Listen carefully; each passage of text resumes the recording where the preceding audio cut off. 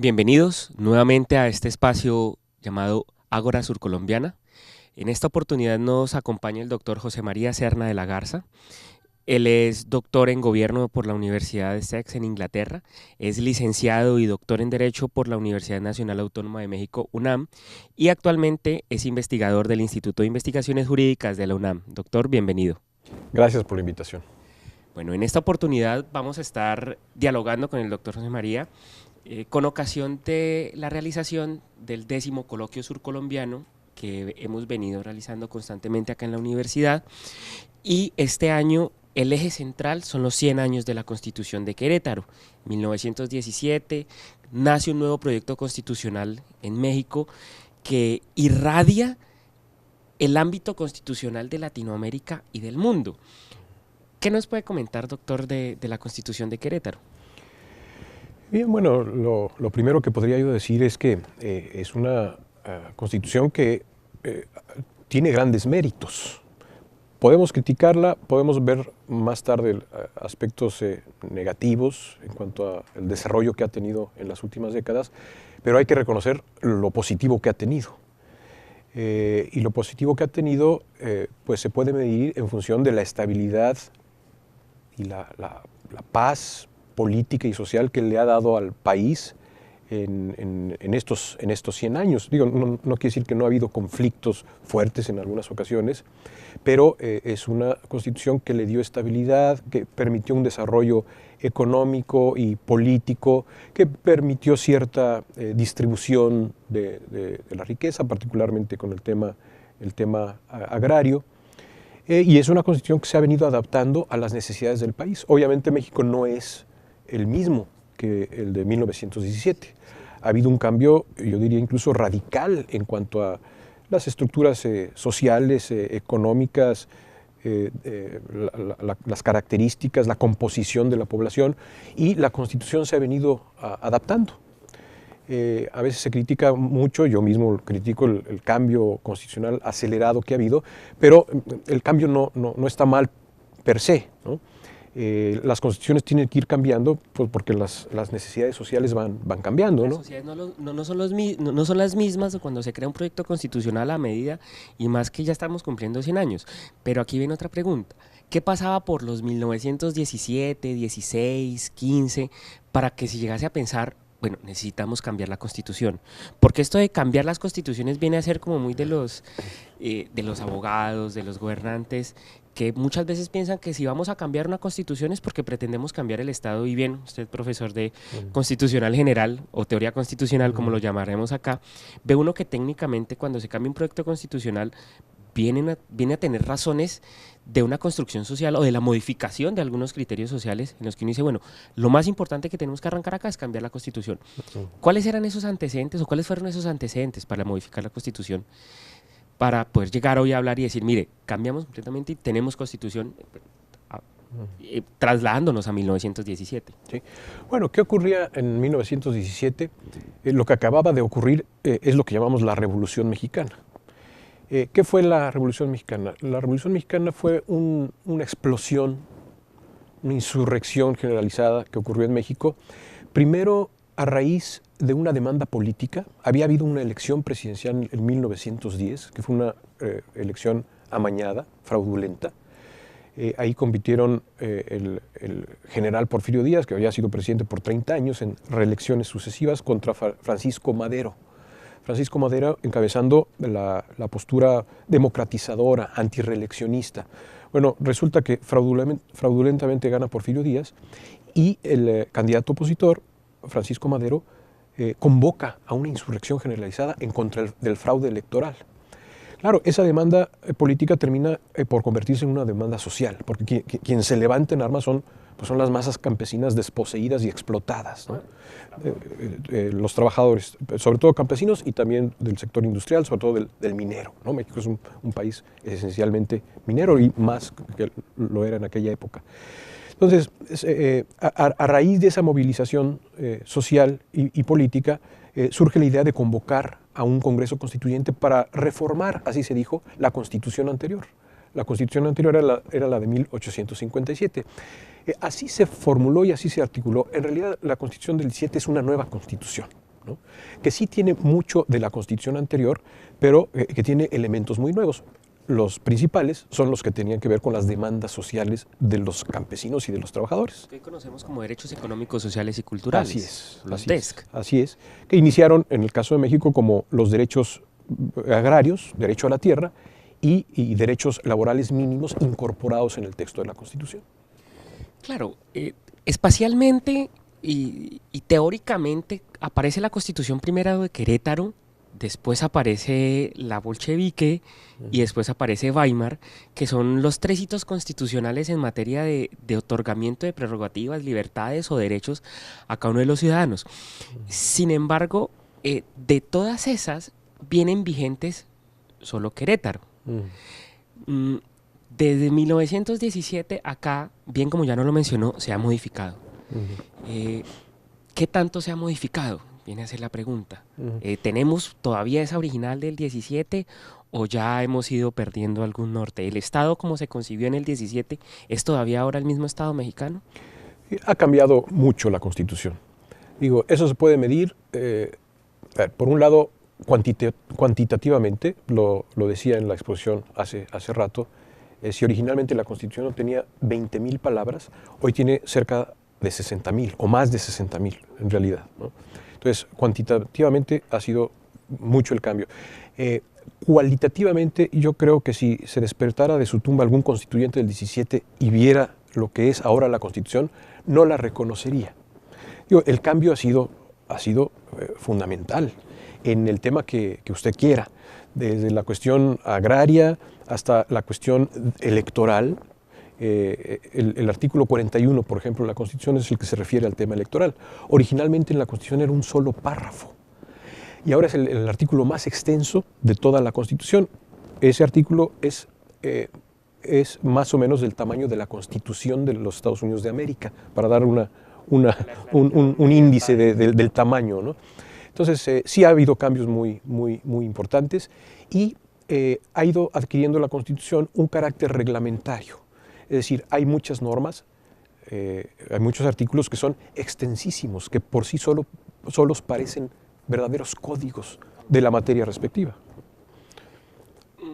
Y llegar a pensar y decir, bueno, ya sí que se ha cambiado tanto, porque si bien ahorita en febrero fue el Congreso del Instituto de Derecho Procesal Constitucional, del Iberoamericano, sí, de Derecho Constitucional, del cual fue usted el organizador, y felicitarlo, un evento grandísimo, cerca de 1,200 personas, 1,400 asistentes, durante 3 días en Ciudad de México. De ese porcentaje que queda original, ¿cuánto es o en qué parte uno puede decir, bueno, esta partecita es de la original, preámbulo o alguna parte que todavía uno diga, porque ya se ha cambiado casi toda? Entonces, ¿qué es eso, esa parte pequeñita que nos queda todavía de la original, que uno puede decir, mire, esto sí lo escribieron en el 17? Sí. Bueno, a ver, los grandes trazos, las grandes definiciones continúan ahí. Sistema republicano, democracia representativa, sistema federal, Estado laico. El Estado laico, porque eso sí fue muy importante dentro de la fecha, sí. Y lo resaltan varios autores, y es la confesionalidad del Estado, la laicidad del Estado. Sí, en el caso de la Constitución mexicana, desde la Constitución anterior, se establecieron principios de separación clara entre la Iglesia y el Estado. Entonces, en los grandes trazos siguen las mismas decisiones jurídico-políticas fundamentales. Ahora, sí hay en artículos en lo particular definiciones que todavía están desde 1917. Por ejemplo, el concepto de propiedad originaria, que es la base de la conceptualización de los derechos de propiedad en nuestro país, siguen en el artículo 27 de la Constitución. O básicamente los derechos más relevantes en el tema laboral, los derechos laborales, siguen básicamente los mismos. Claro, ha habido incorporación de otros principios y otras reglas, pero los originales prácticamente están todavía ahí, en el 123, la cuestión de derechos laborales.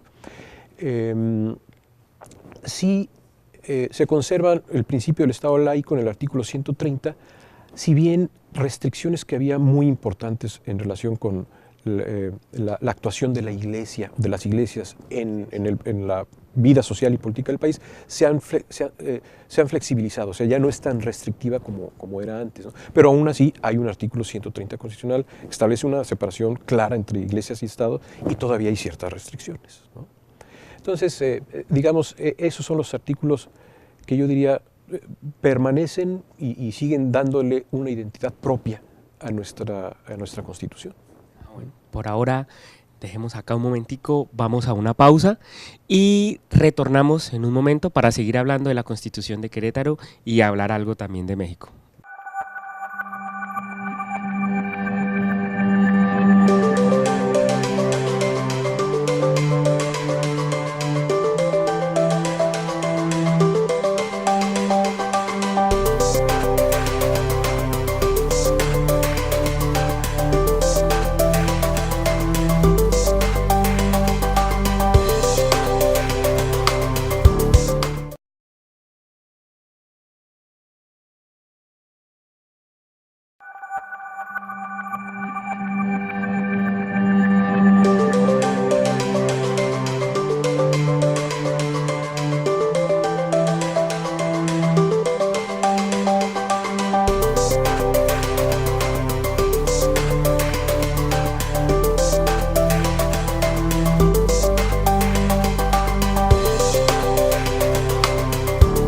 Bienvenidos nuevamente a este espacio Entrevista Ágora Surcolombiana.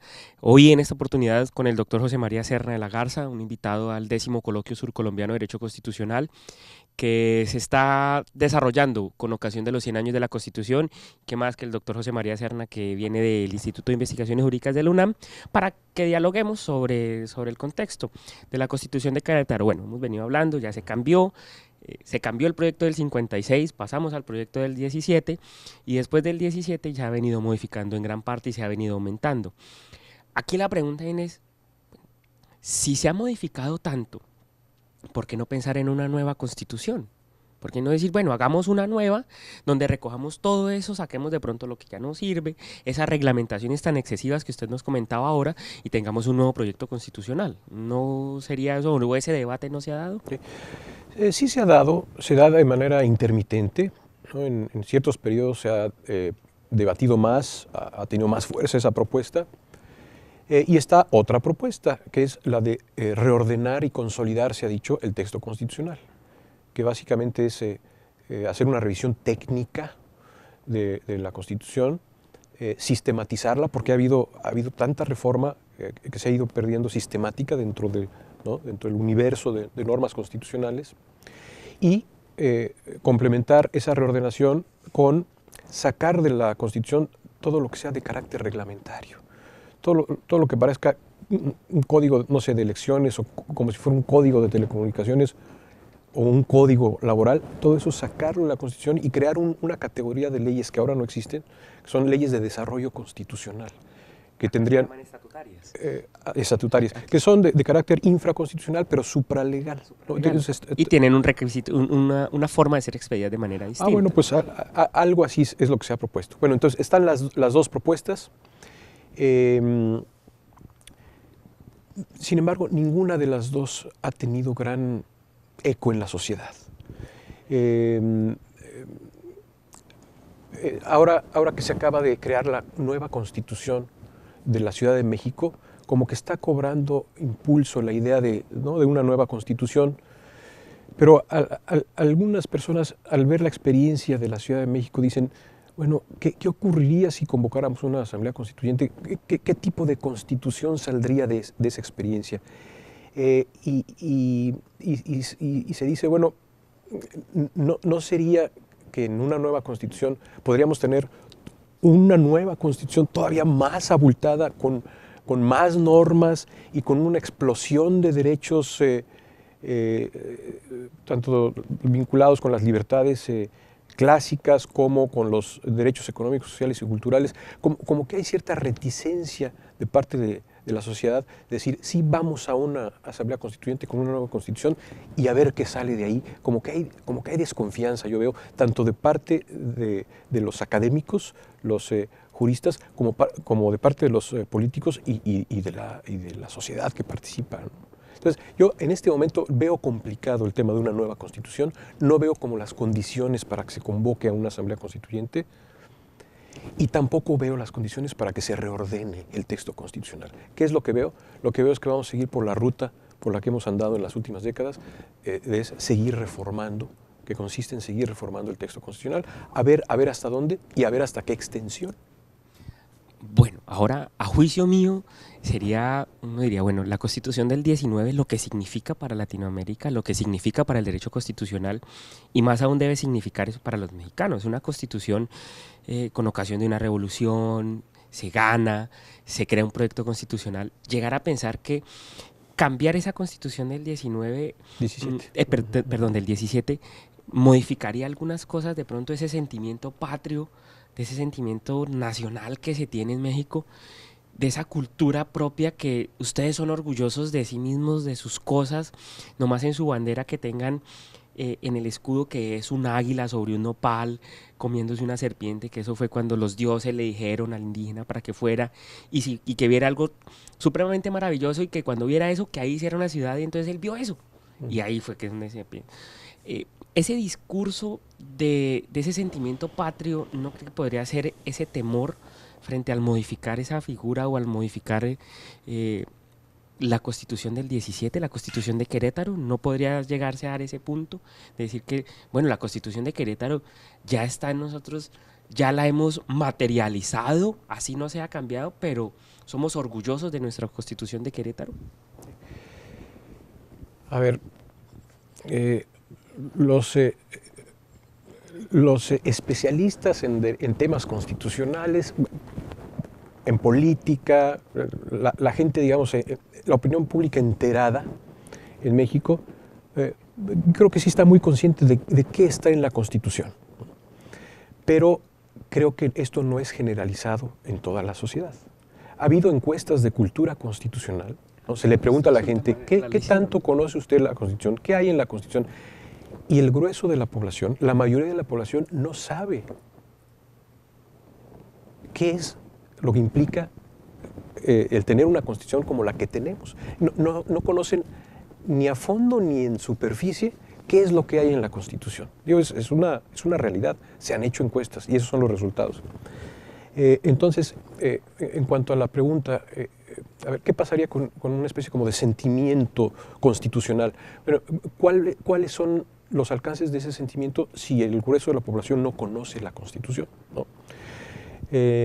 Lo cual es una cuestión muy grave, ¿no? Porque si no conoces la Constitución, entonces ¿cómo defiendes y exiges tus derechos, ¿no?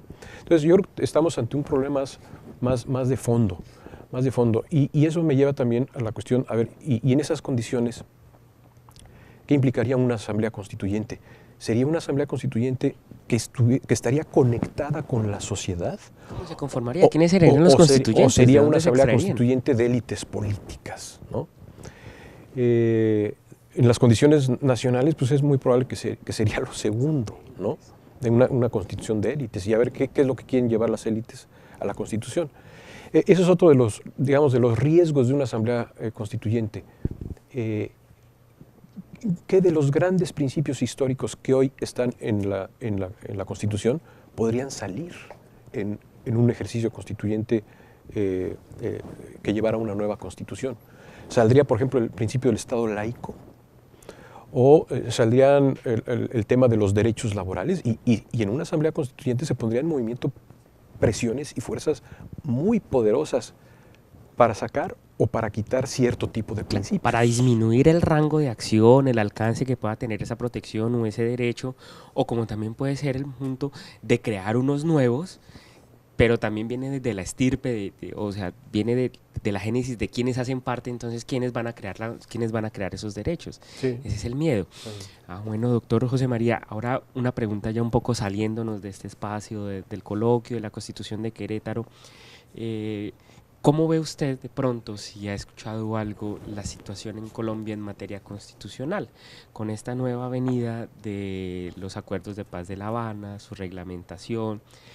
¿Cuál es ese ambiente que usted de pronto desde México, desde por fuera de los límites colombianos, se ve a nivel internacional?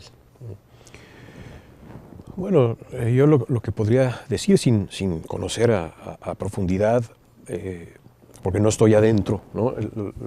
El tema del proceso, la percepción desde México es el gran esfuerzo que está haciendo la sociedad colombiana, la comunidad política colombiana, la sociedad en su conjunto, por llegar a un acuerdo que permita el desarrollo del país en paz, ¿no?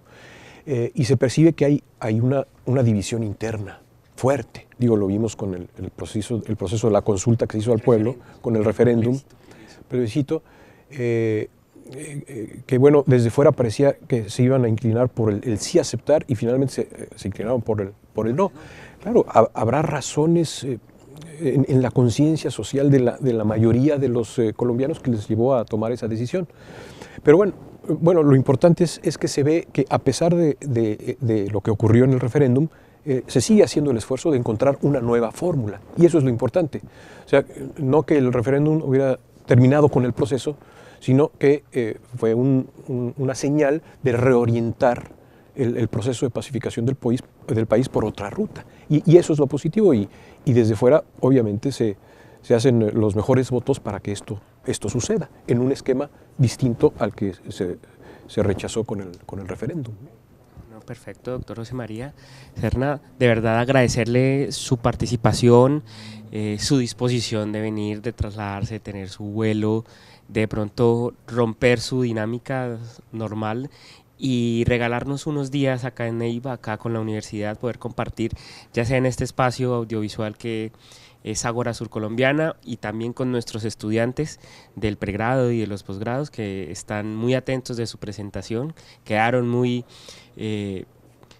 ávidos con la necesidad de seguirse preguntando sobre la Constitución de Querétaro, que dentro de nuestras clases también es un referente. Dentro de la historia constitucional hay que mencionar la Constitución de Querétaro, dentro de nuestra teoría hay que referenciar que tenemos como fundamento esa Constitución de Querétaro, porque nuestra Constitución es nueva, es del 91. Cambia por situaciones sociales, no por revolución, pero por una dinámica social algo complicada, algo tensa frente a narcotráfico, frente a guerrilla, frente a terrorismo. Se modifica y se crea un proyecto constituyente en el 91. Y hoy pues estamos en el debate de si la cambiamos, si no la cambiamos, si los acuerdos cómo se van a incorporar, cómo se están incorporando. Entonces, dentro de todo ese discurso, de verdad agradecerle su participación y no queda más decirle que bienvenido, invitado cuando desee. Acá las puertas de la universidad y de Ágora Surcolombiana están con usted abiertas siempre. Le agradezco mucho la invitación y nada más decirle que su Constitución y su Corte Constitucional también es un referente para América Latina y no nada más América Latina, para el sur global. Entonces, para mí es un gran gusto estar aquí en Colombia y específicamente en esta Universidad Surcolombiana. Perfecto, doctor, muchísimas gracias. A todos ustedes, de verdad, muchísimas gracias. Esperamos una nueva oportunidad poder estar acá presentes en Ágora Surcolombiana con nuestros invitados, hoy uno de carácter internacional o también local, que desde la Facultad de Ciencias Jurídicas y el programa de Derecho estamos nosotros teniendo. Muchas gracias.